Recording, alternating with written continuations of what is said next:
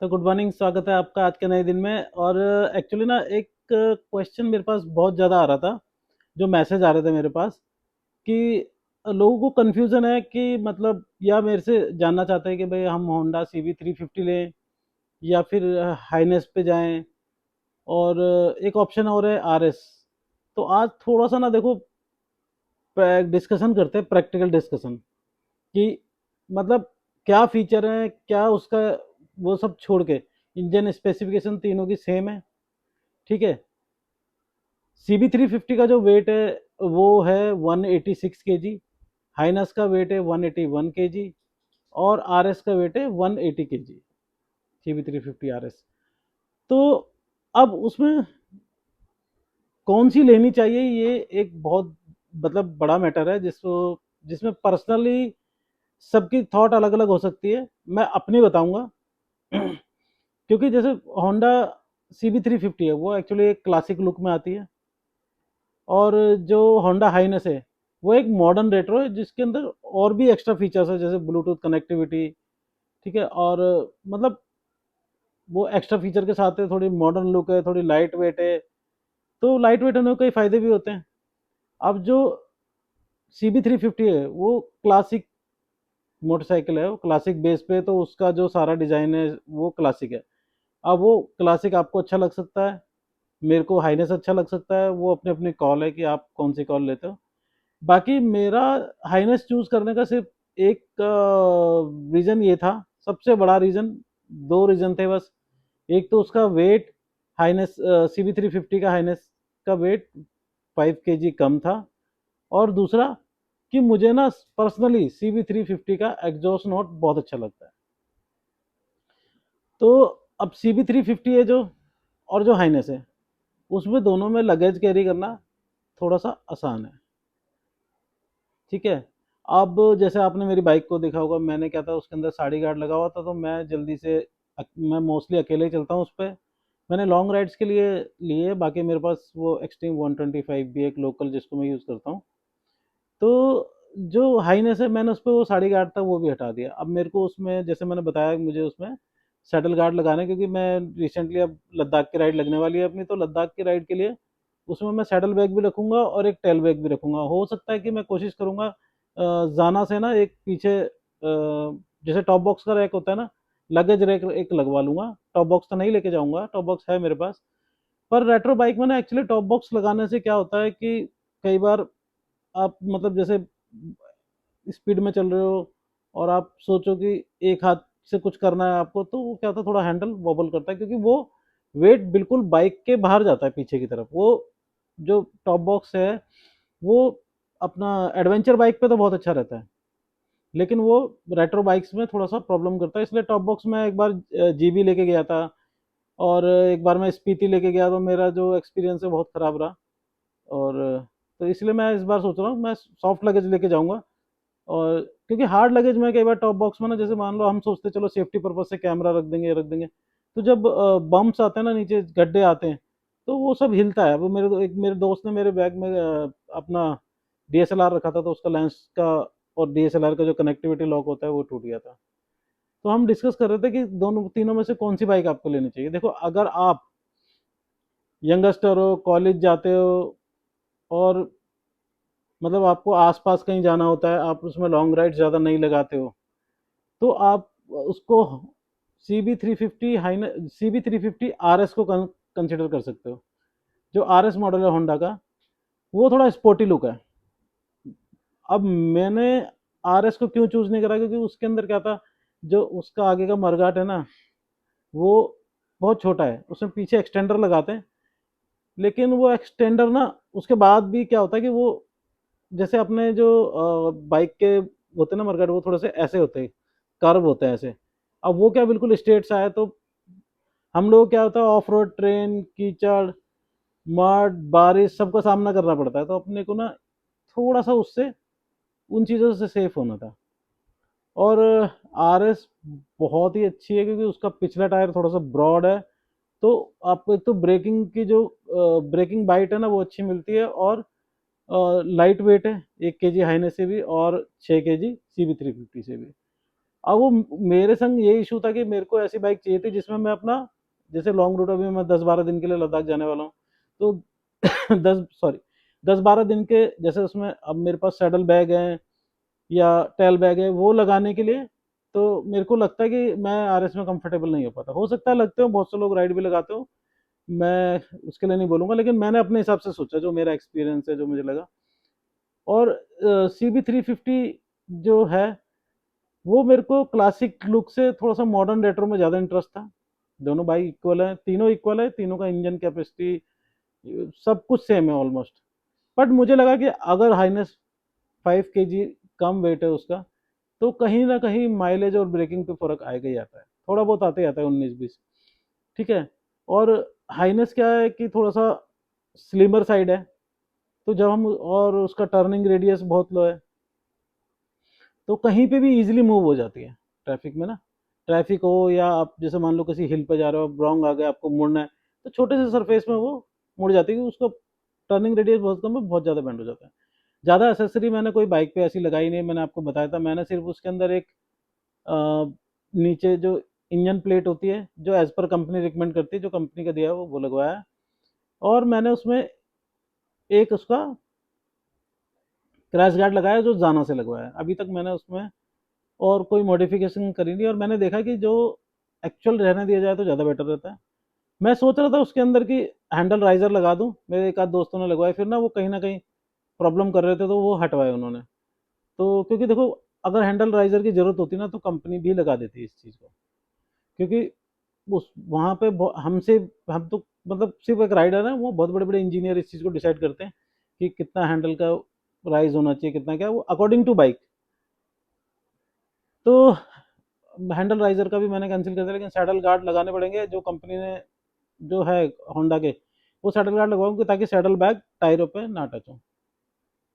तो वो हम सैडल बैग को लगाएंगे, और सैडल बैग के साथ लगेज रैक का देखते हैं, अगर लगेज रैक भी लगवा लेंगे। और टॉप बॉक्स लोकल राइड के लिए लगा ले करेंगे, और जब कोई लॉन्ग राइड पे जाएंगे तो उसको नहीं लगाएंगे हम लोग, तो वो लगेज रैक लग जाएगा, तो अपने दोनों पर्पज सोल्व हो जाएंगे। तो हाइनेस ना सिर्फ लेने का मेरा सिर्फ यही रीजन था कि मेरे को ना, एक तो हाइनेस के जो मेरे पास है डीलक्स प्रो क्रोम, एक तो क्रोम मॉडल पसंद था। क्रोम ना थोड़ा सा मतलब पता नहीं, मुझे अच्छा लगा उसके अंदर क्रोम, क्रोम एलिमेंट ज़्यादा है। किसी किसी को हो सकता है क्रोम पसंद नहीं आता। अब मैं भी जब लास्ट बाइक ली थी मेरे को, तो मैं भी क्रोम से थोड़ा दूर भाग रहा था, लेकिन हाइनस का क्रोम मुझे अच्छा लगा।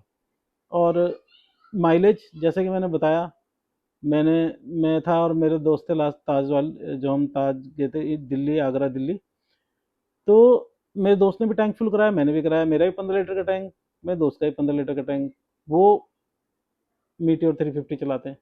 आप ये लगा लो कि उन्होंने मेरे से 70-80 किलोमीटर पहले तेल डला लिया था, मतलब दोनों के टैंक एम्प्टी होने में 70-80 किलोमीटर का डिफरेंस था। तो आपको माइलेज अच्छी मिलने वाली है इस बाइक में। बाकी राइडिंग स्टाइल पे डिपेंड करता है कि आप बाइक कैसे चलाते हो, कोई इसमें। और सेम प्लेटफॉर्म पे 3 बाइक निकलती है, तीनों की अलग अलग माइलेज होती है, वो सब डिपेंड करता है, क्योंकि वो डिपेंड करता है कि आपका राइडिंग स्टाइल क्या है। कि अब जैसे मैं हूँ, मैं हम लोग क्या होता है कि नॉर्मली 90-100 इसी स्पीड पे चल रहे होते हैं, कई बार 110 हो सकता है, लेकिन 90 से नीचे हम लोग नहीं जाते। तो हमारी बाइक माइलेज उसी हिसाब से देती है। आप अगर लोकल पर्पज से ले रहे हो, ऑफिस जाने के लिए ले रहे हो, तो आपको हो सकता है आप 60-70 चलाएंगे तो माइलेज और बेटर मिलेगी। फिर भी मैंने देखा है कि इसमें एक बार टैंक फुल कराने के बाद, मतलब 15 लीटर का टैंक है, नॉर्मली हम जब रूटीन में फिल कराते हैं तो 11-12 लीटर ही जाता है उसके अंदर, कुछ उसका रिजर्व में रहता है, क्योंकि हम इंडिकेशन आते ही तेल डला लेते हैं। तो 15 लीटर अगर तेल है आपका, तो 500-550 किलोमीटर आप इस बाइक से चला सकते हो, जो कि आपको दिक्कतें नहीं आने वाली। जैसे लद्दाख में एक पैच आता है जहाँ पे 350 किलोमीटर, मतलब आप लेह छोड़ते हो, मनाली वाले रास्ते पे आते हो, तो आपको जिस्पा क्रॉस करने के बाद भी करीब 15-20 किलोमीटर बाद एक पंप आता है, और उस पंप पे बहुत ज़्यादा भीड़ रहती है। तो आप हो सकता है कि उससे आगे वाले पे भी जाओ, कई बार ऐसा भी ऑप्शन होता है। वैसे तो आप जेरी कैन वगैरह कैरी कर सकते हो, लेकिन मेरे को लगता है होंडा हाइनेस के साथ हमें ये सब करने की जरूरत नहीं पड़ेगी, क्योंकि वो ईजिली 500 किलोमीटर क्रॉस निकाल देती है। तो मैंने बहुत सारी चीज़ों को देखते हुए, अब देखो, बहुत सारी चीज़ों को देखते हुए ना, मैं प्रैक्टिकल हुआ तो मैंने हाइनेस को चूज़ करा। क्या होता है कि कभी आप बाइक चला रहे हो, जैसे हम लोग जाते हैं ऑफ रोड ट्रेन में, और, और क्या बोलते हैं अपना ऑफ रोड ट्रेन है, और कहीं ऐसी जगह चला रहे हैं और एकदम से इमरजेंसी ब्रेक लगानी पड़ जाए, रोकनी पड़ जाए, हल्की बाइक टिल्ट हो जाए, तो क्या होता है थोड़ा लाइटर बाइक होती है तो आप उसको मैनेज कर लेते हो। अदरवाइज क्या होता है कि वो नीचे रुकने के बाद, नीचे जब गिर जाती है उसके बाद ही ऑप्शन होता है कि आप और आपके फ्रेंड मिलकर उसको उठाएं, क्योंकि एक आदमी लगेज के साथ उठाना भी बहुत भारी हो जाता है। तो जो वेट है ना 180 किलो 186 किलो, वो वहाँ फील होता है, या आप खड़ी गाड़ी को सरका रहे हो तो वहाँ फील होगा, अदरवाइज चलते समय तो कोई फील नहीं आता। और दूसरा ना, होंडा का मैंने ये बात देखी कि इसके जो बाइक का वेट मैनेजमेंट है ना, वो बहुत अच्छा है। मतलब कि इसका वेट आपको फील नहीं होगा बिल्कुल भी, कि आप, कई बार क्या होता है कि जैसे मेरी लास्ट बाइक थी तो हम उसको चलाते थे तो वो वेट फील होता था, हर जगह फील होता था। वाइब्रेशन, एक तो क्या होता है, अगर इस बाइक में ना वाइब्रेशन नहीं है, आप 110 की स्पीड तक जाते हो ना, मतलब इस वाइब्रेशन तो है ही नहीं, 110 के बाद थोड़ा सा एफर्ट मांगती है, देखो मैं ये भी नहीं बोलूंगा, 110 के ऊपर जाने के लिए थोड़ा स्लो प्रोसेस है, लेकिन 110 इजीली चली जाती है। तो जब वाइब्रेशन नहीं होती ना, तो आप थकते भी नहीं है, और कॉन्फिडेंस भी रहता है बाइक चलाने का। एक इवन इसका जो साइड ग्लास है, जो बैक ग्लास हमारे होते हैं देखने के लिए, वो भी वाइब्रेट नहीं करते। तो होंडा की बाइक परफॉर्मेंस तो तीनों की सेम है, थोड़ा सा वेट का फर्क है, थोड़ा डिजाइन का फर्क है। तो मुझे क्लासिक, पहले मैंने CB 350 देखी जो क्लासिक लुक पे है, उसका एग्जॉस्ट नॉट और उसका सलेंसर की जो शेप होती है ना, वो स्ट्रेट वाली, वो मुझे ऐसा लगा कि होंडा की हाईनेस की थोड़ी ऐसे ऊपर है, वो स्पोर्टी, थोड़ा सा स्पोर्टी करेक्टर आता है उसके अंदर।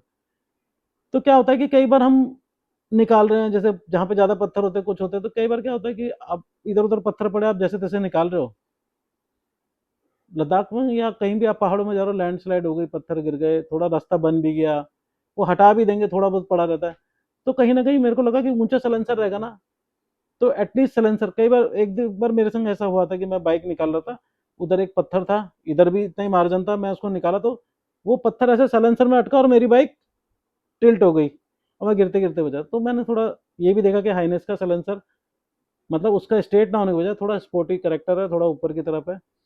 तो ये सब चीज़ों को मैंने अपने एक्सपीरियंस के बिहाफ पे, देखो ऐसा भी नहीं कि मैं बहुत ज़्यादा बाइक चलाई है, बट ये कि अच्छी खासी बाइक चलाता हूँ मैं भी, लॉन्ग लॉन्ग काफ़ी राइड लगाई है, ऑलमोस्ट नॉर्थ इंडिया कंप्लीट सही है, पूरा घूम चुके हैं अभी बाइक से। अभी रिसेंटली अब बनाएंगे इस साल में कभी नॉर्थ ईस्ट का ही प्रोग्राम बनाएंगे। तो अभी तो बहुत कुछ है देखने को, लेकिन जितनी मैंने बाइक चलाई, जो मेरा एक्सपीरियंस है ना, जो मैंने देखा, मेरे साथ के राइडर हैं, जैसे अब मैं बता रहा हूँ, मेरे साथ के जो राइडर है उनका मीटियोर है, मीटियोर 350। तो उसके अंदर क्या होता है कि जो पैर है ना उनके आगे की तरफ रहते हैं और आप पीछे की तरफ रहते हो, तो जब कोई गड्ढे आते हैं ना, तो जो हमारे यश भाई है मीटियोर, उनके क्या होता है कि अब आपके पैर आ गया, अभी तो इसमें तो क्या हमारे पैर थोड़े स्पोर्टी करेक्टर में रहते हैं, क्लासिक में थोड़ा सा आगे रहते हैं, और क्रूजर बाइक में थोड़ा और आगे रहते हैं। तो जब कोई बम्प आता है तो हम खड़े हो जाते हैं, अपने सैडलिंग कर लेते हैं, उनको वो सैडलिंग नहीं कर पाते, तो क्या होता है कि जब वो जो झटका लगता है ना, वो सीधा उनकी कमर पे जाता है। मैंने बहुत सारी चीज़ें, सारे बाइकर्स का रिव्यू लिया हमारे ग्रुप में, जैसे मैं बताया 250 प्लस राइडर हैं, बाइक सारी अच्छी होती हैं। मीटियोर जैसी बाइक नहीं है कोई, अगर आप हाईवे पे चल रहे हो, या सुपर मीटियोर है, हाईवे पे चलने के लिए उससे बढ़िया तो कोई बाइक है ही नहीं, आप एकदम रिलैक्स पोजीशन में रहते हो। लेकिन क्या होता है कि 90% हाईवे के बाद ना एक 10% ऐसे एरिया आता है जहाँ पे आपको सब चीज़ों का मजा लेना होता है, तो वहाँ पे रेडर मोटर काम आ जाती है। अब या फिर एडवेंचर बाइक होनी चाहिए, एडवेंचर के लिए थोड़ी सी हमारी हाइट कम हो जाती है, क्योंकि मेरी हाइट 5.6 to 7 के बीच में, 5.6 या 5.7 के बीच में होगी।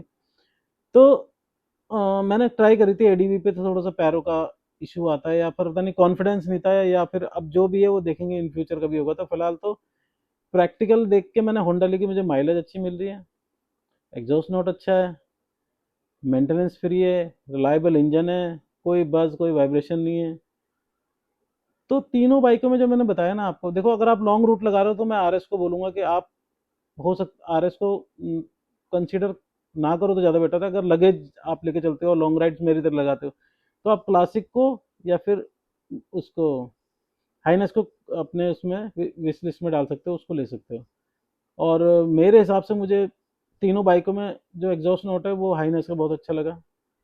थोड़ी मॉडर्न रेट्रो थोड़े फीचर थे, तो मैं गया हाइनेस की तरफ। और आप बस दोनों में से अगर आप कुछ भी तीनों में से चूज करना चाहे, मैंने बता दिया, अगर आप यंगस्टर हैं, आपको कॉलेज जाना है, आपको भगाने में मज़ा आता है, तो आप आरएस की तरफ जाएं। और अगर आपको क्लासिक लुक पसंद है और आप लॉन्ग राइड लगाते हैं, तो आप CB 350 की तरफ जाएं। और इनके बीच का कुछ चाहिए आपको कि आपको क्लासिक का मज़ा भी आए और स्पोर्टी का भी फील आए, तो आप हाइनेस की तरफ जा सकते हैं। और हाइनेस के अंदर जैसे अभी लेटेस्ट 8 अपडेट करे कंपनी ने, जैसे जो अलॉय बैंड की प्रॉब्लम थी उसको रिजॉल्व करा है, सीट थोड़ी कंफर्टेबल कर दी है। पहले हाइनेस के रियर सॉकर थोड़े से स्टिफ थे, उसको स्मूथ कर दिया, अब उसमें ज़्यादा बम्प पता नहीं चलते हैं। इवन मेरे को तो बहुत अच्छा लगा। और हेडलाइट का फोकस थोड़ा सा ग्रो कर दिया, पीछे की बैकलाइट स्मोक कर दी है। ऐसे बहुत सारे अभी नए नए अपडेट्स आए हैं उसके अंदर, 2025 में लिए मैंने।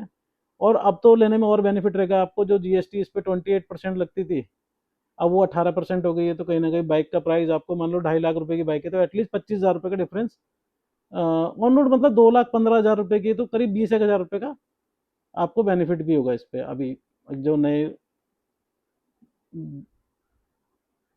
जीएसटी प्रोसेस आया है उसके हिसाब से आपको अब 18% पे करना पड़ेगा। तो कहीं ना कहीं आपको, क्योंकि ये बाइक 348.5 सीसी की है, क्योंकि 350 सीसी से नीचे की बाइकों का 18% रहेगा। और अभी जो जैसे हम सोचते हैं कि भाई KTM एडवेंचर लें, उसमें ऑलमोस्ट 27-28 हज़ार रुपये इंक्रीज हो चुके हैं, क्योंकि उसका अब जो जीएसटी है वो 40% हो गया है।